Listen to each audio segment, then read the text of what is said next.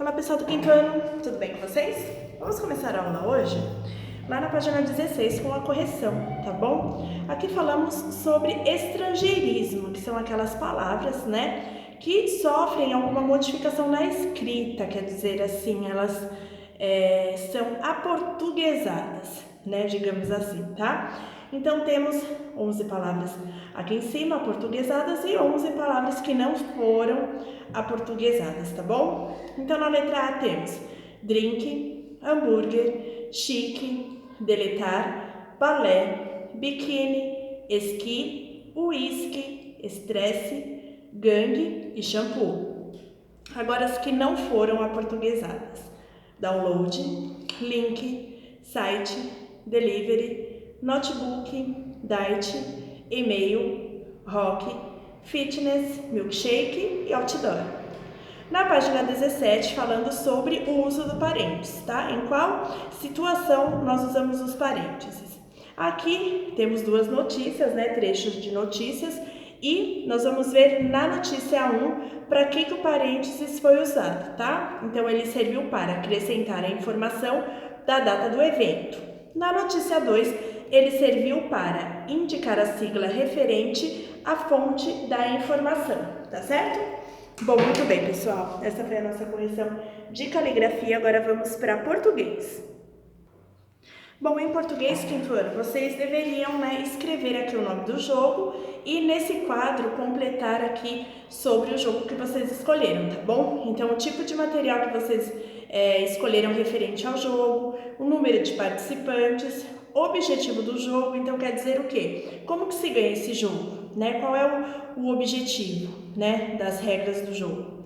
E aqui as principais regras vocês podem pontuar, tá bom? Número 1, número 2, número 3, tá certo? Então, essa era a correção. Aqui, como é pessoal, né? Então não dá pra corrigir assim, falando para todo mundo, tá bom? Mas agora vamos lá pra história. Aqui em História, quinto ano, estávamos falando sobre a independência do Brasil, né? Aqui lá na página 8, né, no começo do conteúdo, só para relembrar, falávamos sobre memórias de um povo, né? Então, o que acontece? Muitos acontecimentos, personagens, pessoas, personalidades, eles acabam sendo o quê? Um marco histórico, né? E esse marco histórico de memória, para ser considerado, precisa ser feito toda uma investigação, tá bom? Não é, você não escolhe assim, o Joãozinho vai virar nome de rua, não. Precisa fazer toda uma investigação, identificar o motivo, né? Porque foi feito também aquela escolha. Então temos aqui, falando também da independência do Brasil, que foi um marco histórico, né? Aqui conta um pouco, né, sobre como isso aconteceu, do príncipe, a história do príncipe, né, de Dom Pedro, tá bom? Aqui temos, né, perdão, a obra de arte, né, retratando a independência do Brasil.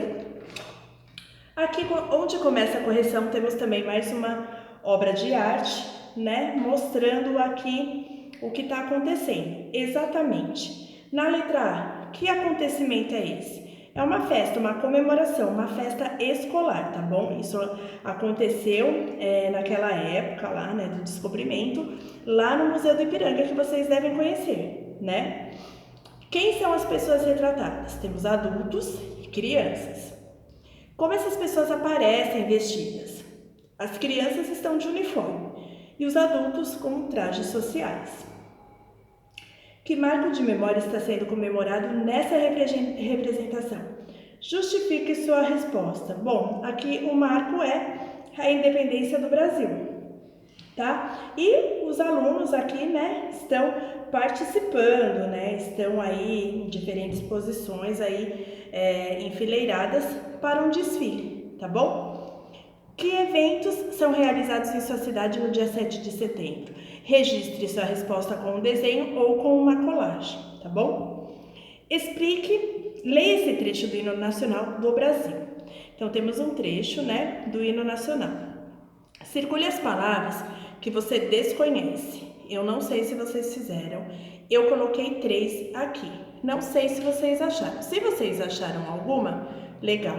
Se vocês não pegaram nenhuma das palavras, Tem 3 palavrinhas aqui para vocês procurarem aí no dicionário o significado, tá bom? Que marco de memória está representado nesses versos? A independência. Marque com X qual foi o brado retumbante ouvido às margens do rio Ipiranga. O que foi falado nessa hora, né? Independência ou morte, certo? Muito bem, essas 3 palavrinhas eu vou estar corrigindo na próxima aula, hein? Não vou esquecer, não. Pessoal, geografia. Gente, em geografia, na página 11, temos uma correção, tá bom? Relembrando o conteúdo, estamos falando sobre meio de transporte, lembram? Estamos falando sobre, integração cidade-campo no Brasil e no mundo. É aquele texto que fala sobre o Rodoanel, né? Que o Rodoanel ele é um conjunto de rodovias, né? Que serve aí para ligar, né, a cidade até o campo, tá? Falamos também que o que predomina, né, no Brasil é o transporte rodoviário. Falamos o que? Sobre a evolução do meio de transporte, né? Falamos que esse tipo de avião, o Boeing 787, cada parte dele é feito num país diferente. Falamos isso também. Falamos sobre os aeroportos, sobre transporte dutoviário, que é o transporte que leva o quê? Produtos químicos, tá bom? Petróleo, fontes de energia, essas coisas, tá? Falamos sobre avião, aerovias, né? Que o avião é o meio de transporte mais veloz, falamos isso, e mais seguro também do mundo, tá? Quer dizer, o segundo, porque o primeiro era o elevador. Chega a ser engraçado, né? O elevador, o meio de transporte. Falamos sobre o nosso porto, né? Que é o Porto de Santos, falamos sobre os trens e as ferrovias, que os trens, eles são muito utilizados em países o quê? Desenvolvidos. Nós não temos tanto esse hábito, mas os trens eles são muito utilizados em países desenvolvidos. Enfim, relembrando o conteúdo, né? Aqui estávamos falando do Japão, né? Que o Japão ele tem uma grande quantidade de pessoas que se deslocam, né, de um lugar para o outro, da área rural para a área urbana, enfim, em direção a Tóquio, né, que é uma das maiores cidades, e eles usam o quê? Eles não usam, que nem a gente, o carro, para todo lugar vai de carro, não, eles usam o transporte público. Então, por isso que é um país desenvolvido, né, porque eles não ficam aí poluindo o ar, usando o carro para todo lugar. Não, eles fazem questão do transporte público. Então vamos lá, olha. De acordo com o gráfico entre 1978 e 2008, dá 30 anos isso, o percentual de pessoas que passou a utilizar seus carros particulares para se deslocar à cidade de Tóquio aumentou ou diminuiu? Justifique sua resposta.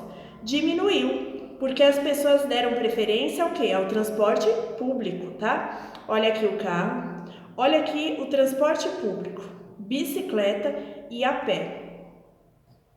Nesse período, que tipos de transporte foram utilizados com mais frequência para o deslocamento a Tóquio? O transporte público, tá bom? Foi o que a professora falou. Por ser um país desenvolvido, eles dão preferência ao transporte público. Muito bem? Muito bem, pessoal. Agora vamos lá para o livro de almanaque, tá? De datas culturais.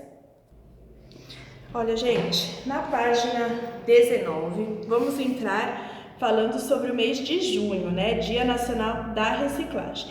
Como vocês sabem, os objetos, eles podem ser reciclados, nem todos, tá bom? Então, alguns podem ser reciclados, outros não, tá? Alguns materiais podem ser reciclados, outros não. Então, nós vamos corrigir aqui essa página, tá? Qual dessas imagens os objetos que não podem ser recicláveis?